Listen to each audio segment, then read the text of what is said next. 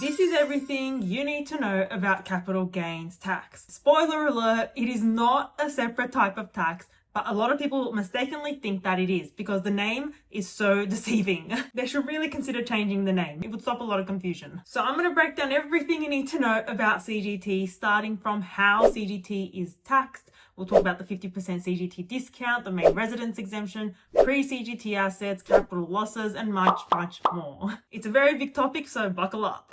Before we get into all of that, allow me to welcome you to the Wise Accountant YouTube channel. This is my new channel where I talk about all things tax with the aim of helping you be wiser with your accounting and taxes. So if you're new here, and I mean we're all new here, I'm even new here, please go subscribe to my channel and give this video a like.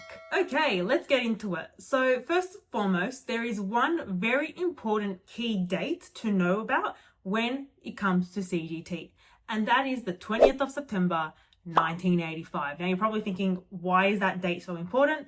Well, that's because that is the date where CGT became part of the tax law. So any assets purchased after the 20th of September 1985 are subject to capital gains tax, but any assets you purchased prior to that date are exempt from CGT and are essentially CGT free when you dispose of them. But unfortunately, if you're someone like me, I was not alive in 1985, therefore we missed out on that opportunity to buy any capital assets that are now going to be considered CGT free. So CGT applies to capital assets, and so some common examples of capital assets includes things like property, shares, crypto, collectibles such as artworks or antiques. It also applies to intangible assets like licenses and trademarks, but it doesn't apply to personal use assets, which, for example, include things like boats and yachts and cars. So that's why when you sell a boat or your car, you do not pay tax on that. There's different types of CGT events that can trigger capital gains tax. The most common event is CGT event A1,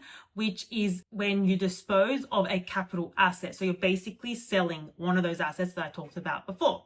And so when that disposal happens, that would give rise to either a capital gain or a capital loss, which you then need to report in your tax return. Now that you've understood the basics, let's talk about how CGT is actually calculated. So when you first acquire the capital asset, the original cost is what's called your cost base. That cost base is then used to calculate the capital gain or loss that you make on the disposal of that asset in the future.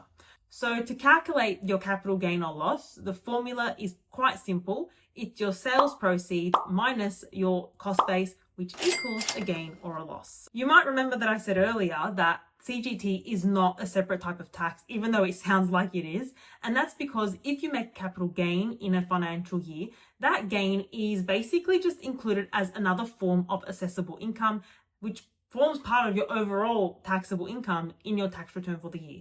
So if it's an individual who's making that capital gain, that gain would simply be included in their personal tax return and taxed along with all their other sources of income at their personal marginal tax rate, which can be as high as 47%.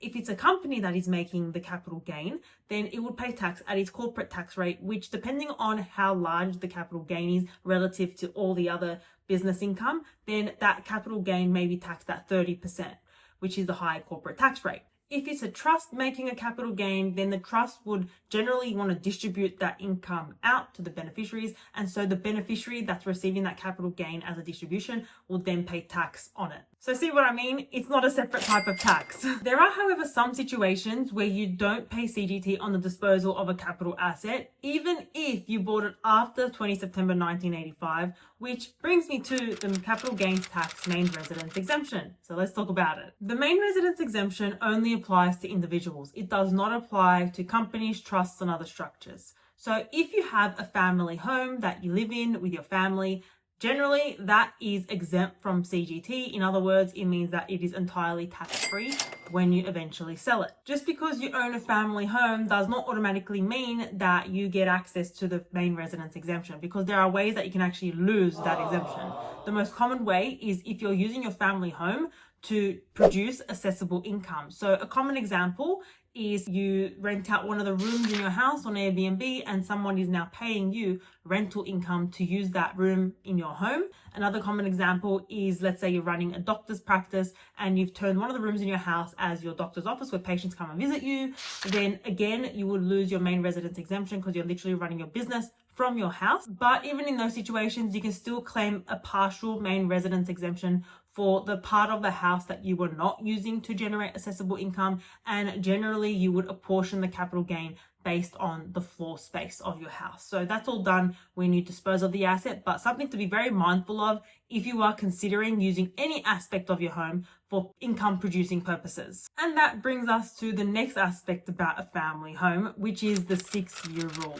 A property stops being your main residence the day that you move out. However, there is a special CGT rule called the 6-year rule, which allows you to continue to treat the property as your main residence for CGT purposes, even after you've moved out. So you have a 6-year period where you can choose to move out of the property and put that property on the market for rent and earn rental income from it for a 6-year period. During that time, you can't treat any other property as your main residence. So you can only treat one property as your main residence at a time, unless you are moving houses, in which case you have a 6-month period where you can treat 2 properties as your main residence, but that's another story. So after that 6-year period, you have to move back into the property in order for the CGT main residence exemption to continue to apply. On the other hand, if you choose not to earn any income from your property at all after you've moved out, you can continue to treat that property as your main residence for an indefinite period of time. So it really depends on what you decide to do with the property. There is another eligibility criteria with the 6-year rule, which is, in order to use the rule, you need to have lived in the property for a period of time before you moved out of it. So that's one thing to be mindful of as well. Okay, that's enough about the main residence exemption. Let's now talk about the 50% CGT discount. So the CGT discount only applies to individuals, trusts, and super funds. It does not apply to companies. Companies do not get access to this 50% discount, which is why, generally speaking, you would want to avoid buying capital assets in a company structure. But putting that aside, the 50% discount can only be utilized if you've owned the asset for a period of 12 months or more. So if you haven't done that, then you can't get access to the discount. And so the 50% CGT discount essentially cuts your CGT in half, which means that you end up paying less tax. Okay, let's move on to our final topic for today, which is capital losses. So you generate a capital loss on an asset when the amount that you sell it for is less than the amount that you purchased it for. So it's some simple maths.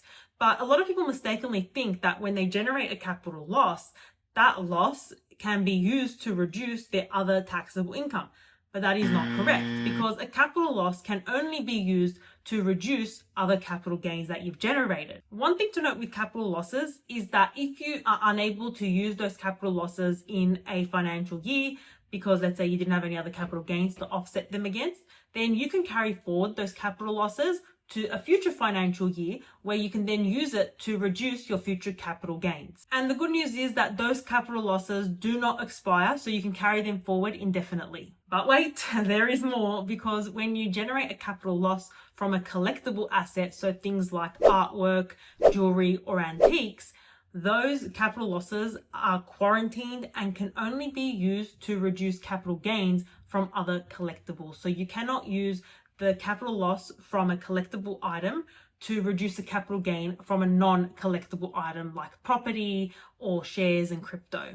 Okay, that is everything you need to know about capital gains tax. I feel like we covered a lot. I did warn you that it was going to be a big topic. And my final words of wisdom for today is to go subscribe to my channel. If you haven't already done that, I mean, what are you waiting for? And if you did find this video helpful or learned something new today, then please go give it a like. If you have any questions, do add them in the comment section. So I will catch you next time where we will talk about even more tax. But until then, I hope you stay wise and be blessed.